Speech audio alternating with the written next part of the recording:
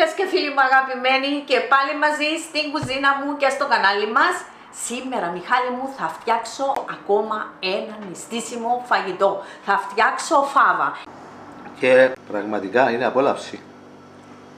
Έχουν καλοψηθεί όλα. Είναι μία λουβάνα, είναι μία φάβα με ταχίνι.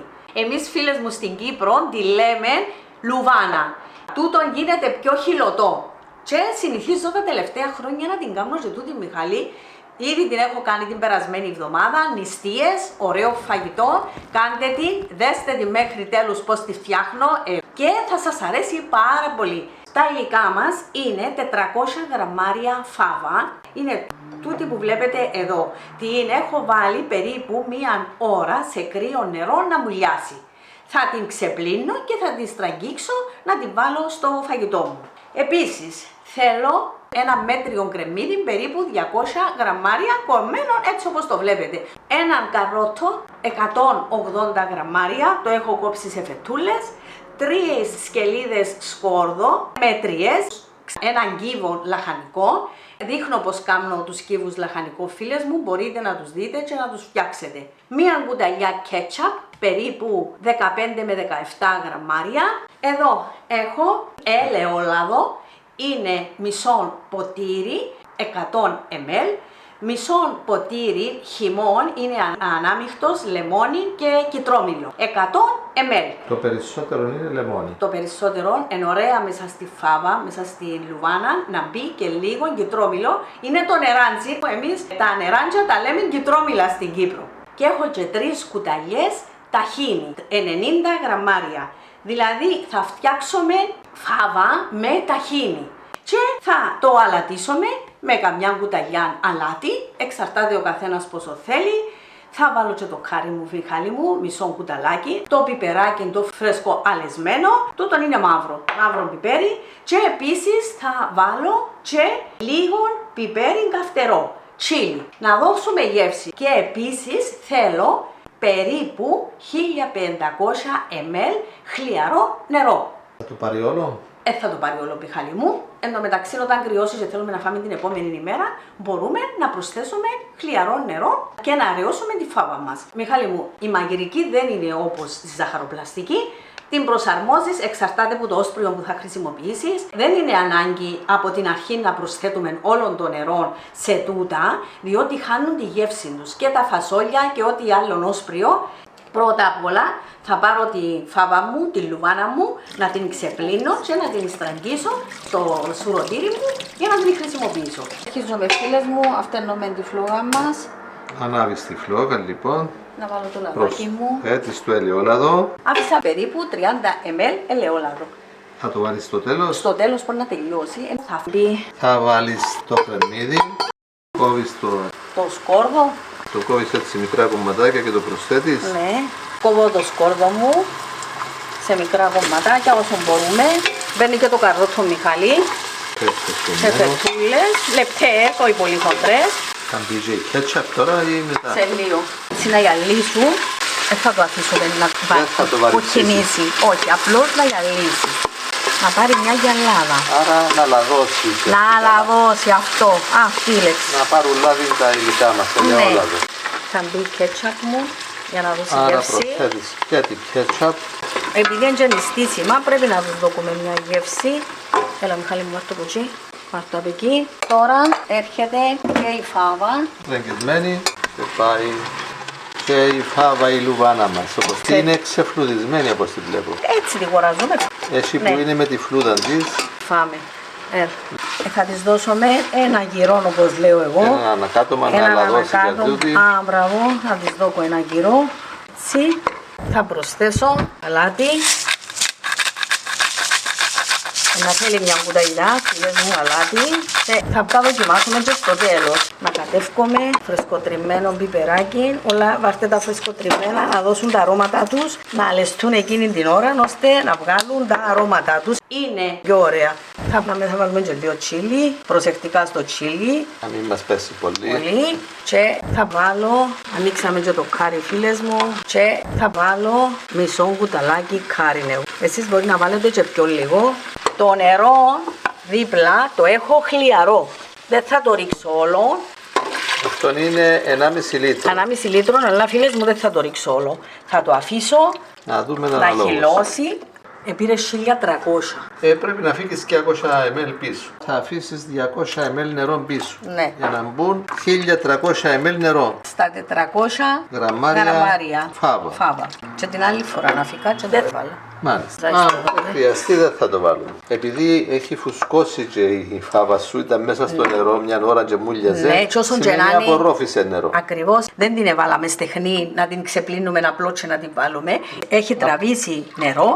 Έτσι θα πηγαίνουμε σιγά σιγά και όταν δούμε πώς μας ικανοποιεί η πηχτότητα, το χύλωμα, θα μείνουμε μέχρι εκεί. Αλλιώς θα προσθέσεις νερό. Ακριβώς. Εδώ μας έχει μείνει το ταχίνι και το λεμόνι. Και ό,τι άλλο Και ο κύβος. ο κύβος. Τώρα μόλις κοκλάσει και σάσαμε τον. Έλα. Να φέρω τον τζιτζίνο. Πάει και ο κύβος. Πάει και ο κύβος μέσα να κοκλάσει Άρα μαζί. έβαλες και τον κύβο, λαχανικό. Ήδη που τα αρώματα που έχει τώρα, φίλες μου, είναι το κάτι άλλο. Εξαιρετική. Μάλιστα. Ό,τι θέλει στο τέλος θα προσθέσουμε. προσθέσουμε. Βέβαια. Λεμόνι, ό,τι χρειάζεται. Στο τέλος θα το χαμηλώσουμε, θα το έχουμε λίγο σκεπασμένο και θα την ανακατεύουμε τακτικά μέχρι να χυλώσει. Να δούμε ότι εχύλωσε. Ανέβασες πάλι τη φλόγα για να ζεσταθεί γρήγορα τώρα. Μόλις κοχλάσει θα χαμηλώσω τη φλόγα μας και θα την αφήσω ελαφρά σκεπασμένη να χυλώσει. Έχει ζεσταθεί. Χαμηλώνω φίλες μου Χαμηλώνεις τη φλόγα και πάλι. και αφήνω ότι ελαφρά σκεπασμένο, δεν τη σκεπαζούμε. Δεν την κλείνεις τέλεια, Όχι. απλώς έβαλες το καπάκι από πάνω Και αφήνουμε την να χυλώσει. και θα δούμε σε πόση ώρα θα χυλώσει η φάβα μας.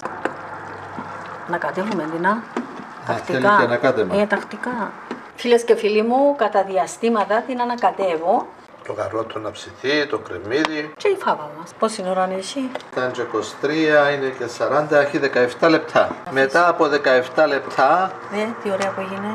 έχει ψηθεί όπως φαίνεται, εγώ την δοκίμασα. Ψηθεί. Έχει ψηθεί, έμεινε να μπει το λεμόνι με το νεράντσι. Και... Το ταχίνι χύλωσε. Είδες τι μου χύλωσε? Δεν θα την πλεντάρεις. Όχι, ήδη είναι ευγευστή. Εντάξει. Δεν το κάτι άλλο. Τα μπαχαρικά του ήταν αμπούση. Θα της δω και ιδιαίτερη γεύση. Άρα προτρέπεις τους φίλους και τις φίλες να βάλουν τα μπαχαρικά που έβαλες. Θα μπει και κουρκουμάς. Άρα θα βάλεις και λίγο κουρκουμά. Βέβαια. Τώρα Για μια προσθέτεις.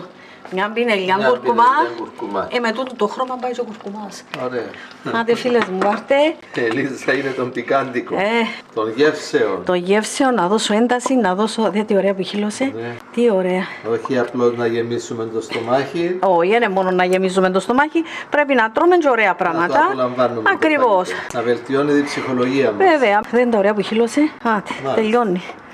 Ωραία. Άρα μπαίνει τώρα το ταχίνι, το ακατέργαστο όπως λες, όπως το παίρνουμε από το σούπερ μάρκετ. Δεν είναι η ταχινοσαλάτα. Δεν είναι αυτό το επεξεργασμένο που σερβίρουμε στο τραπέζι μας. Όχι. Δες τι ωραία. Δες τι ωραία που μπήκε και το ταχίνι. Έλα να βάλω και Το λεμόνι μαζί με νεράντζι. νεράντζι. Α, το μεταφέρεις για να πάρεις όλο το ταχίνι. Ναι, τελικά δεν πρόσθεσα άλλο νερό. 1300 γραμμάρια Νερό. που έβαλα. 1300 γραμμάρια είναι 1300 ml νερό. Αν τη θέλετε πιο ξινή, βάζετε πιο πολύ, φίλες μου. Λεμόνι Αν τη θέλετε λιγότερο το ξινή, ξινή, θα βάλετε λιγότερο λεμόνι. ναι. Δεν είναι τα ωραία. Τώρα θέλει πλέντα. Δεν θέλει. Όχι. Θα πάρει μια βράση και τελειώσαμε, φίλες μου. Άρα δεν θα το πλεντάρουμε. Δεν θα το πλεντάρω, μα δες τι ωραίο που έγινε. Μιχάλη μου, Θα το απολαύσουμε τώρα. που θα κρυώσει, φίλες μου, αν δεν τη φάτε αυθημερό, θα προσθέτετε λίγο χλιαρό νερό. Και να τη ζεστάνετε. Άτε. Όταν βάλουμε το ταχίνι και το λεμόνι, θα το αφήσουμε να πάρει μία βράση και τη σβήνουμε Τώρα. και έτοιμη να τη φάμε, να την απολαύσουμε. Να δοκιμάσουμε Δεν όμως, για να δούμε αν Ο μάγειρας χρειάζεται. δοκιμάζει. Ναι, να δούμε αν χρειάζεται κάτι πριν να την σβήσουμε και θα τις προσθέσουμε. Να θέλει λίγο αλατάκι, κανένα μπαχαρικό από αυτά. Τη βρίσκω τέλεια. Τέλεια. Θέλει πατσάλι. Θέλω αυτό τσάλι. Είναι πάρα πολλά ωραία. Κάντε την έστω και μια φορά, φίλες μου. Ειλικρινά, οι συνταγές που βάλω είναι ελεγμένες, είναι προσεγμένες, είναι δοκιμασμένες. Είναι συνταγές που μας αρέσουν. Ακριβώς. Και τώρα τρέξαν τα σάλια μου. Κατάλαβα ότι είναι τέλεια. Τέλεια. Προσθέτεις ακόμα Λίγο λίγο λαδάκι. ελαιόλαδο, έτσι για ομορφιά. Για ομορφιά. Άρα να ευχαριστούνται όλες οι αισθήσεις μας. Βέβαια. Και πάμε για σερβίρισμα. Και καμιά Γέμισε το φωτογραφία. πιάτο. Και έτσι και πολύ. Λίγο ακόμη ελαιόλαδο Κακρουτό. και μερικά κρουτών. Ωραία. Περίμενε.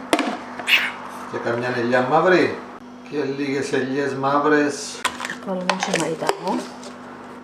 Μια χαρά. Και διακόσμηση φίλες και φίλοι.